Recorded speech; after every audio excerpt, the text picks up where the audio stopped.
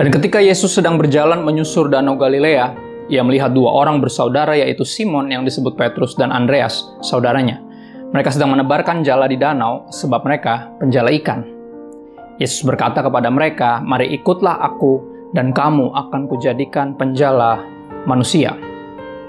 Satu kisah yang cukup familiar bagi kita ketika Simon Petrus pertama kali diajak ikut Yesus untuk jadi muridnya. Ya, mereka Simon dan saudara-saudaranya sedang memancing ikan, mencari ikan, sudah semalaman mencari ikan di Danau Galilea dan tidak mendapatkan satu ikan pun.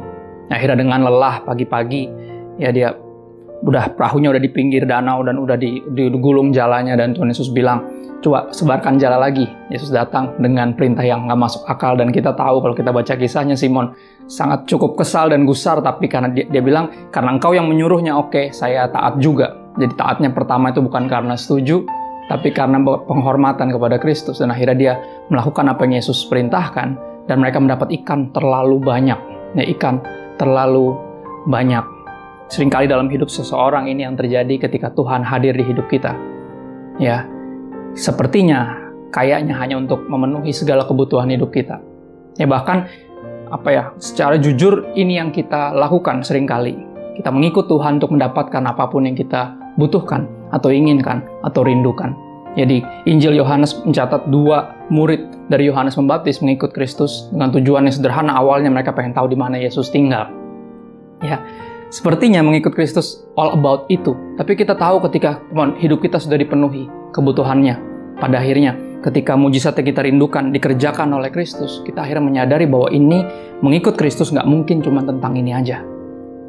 Ya, akhirnya apa? Benar kan? Perintahnya adalah, "Mari ikutlah aku dan kamu akan kujadikan penjala manusia." Mengikut Kristus bukan tentang mendapatkan sesuatu, tapi tentang memberikan segalanya untuk menjala manusia, untuk menjangkau jiwa-jiwa.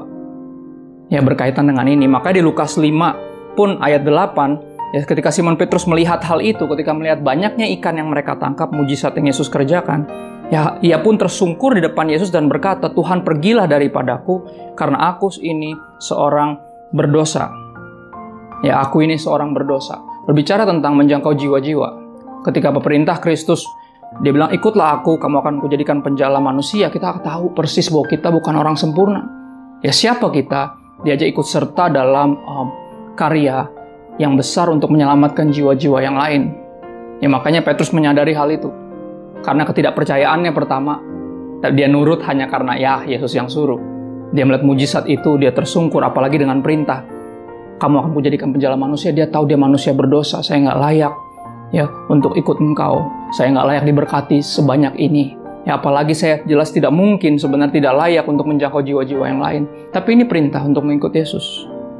Ya, dikatakan di ayat selanjutnya, di Lukas 5, "Sebab ia dan semua orang yang bersama-sama dengan dia takjub oleh karena banyaknya ikan yang mereka tangkap." Ya, dan sesudah mereka menghela perahu-perahunya ke darat, mereka pun meninggalkan segala sesuatu lalu mengikut Yesus. Inilah apa artinya mengikut Yesus.